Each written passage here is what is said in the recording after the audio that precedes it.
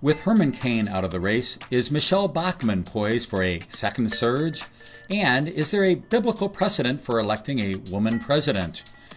Many people forget that Michele Bachmann had a first surge that briefly made her the GOP Presidential Primary frontrunner. She appealed to secular conservatives due to positions espousing smaller government and lower taxes.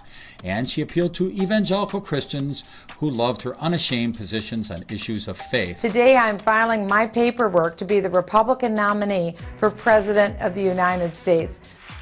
But somewhere along the way, buyer's remorse set in. Some evangelicals questioned the biblical teachings on women submitting to their husbands, wondering if they might be sinning by supporting and voting for a woman president.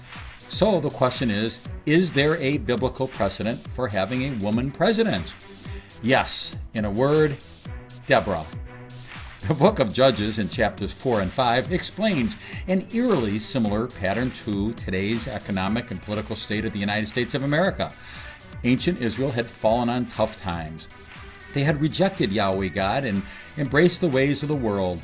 They were surrounded by their enemies, and their men didn't have the moral fortitude to do what was necessary to survive. Enter Deborah, a prophetess, a righteous judge, and mother in Israel. Read Congressman Michele Bachmann with 5 biological children and 23 foster children. A man named Barak. Really, we're not making this stuff up.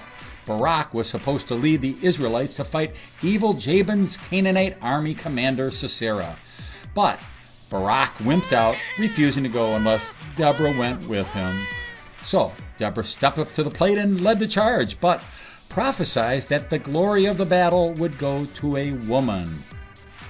Ultimately, Deborah's ally Jael, who by the way is another woman, killed cruel Commander Sisera by hammering a tent peg through his temple, ushering in 40 years of peace for Israel.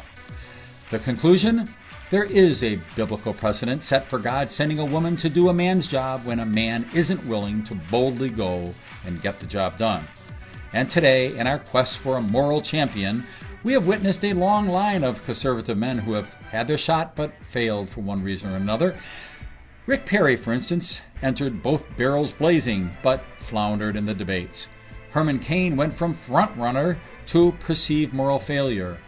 While Ron Paul is a professing pro-life Christian and a doctor delivering babies to boot, he refuses to end abortion completely if he's elected because he's of the libertarian denomination.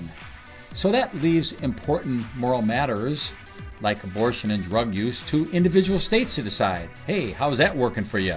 The problem along the lines of that is a single state could allow abortion and 49 could not allow abortion, but what would happen? People would cross state lines to get what they want. Robotic Romney was never so much as seen with a hair out of place.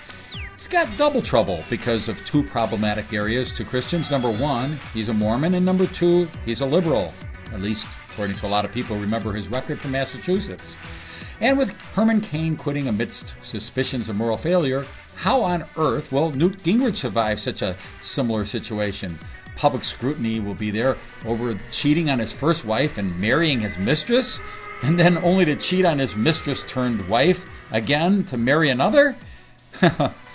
And alas, Huntsman, he's a younger version of Bob Dole. So who does that leave?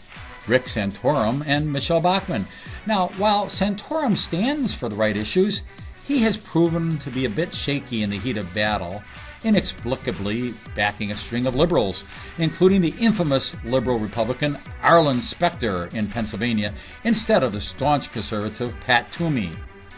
Bottom line, the only man left standing is a woman, and her name is Michele Bachmann, and she is set for a second surge.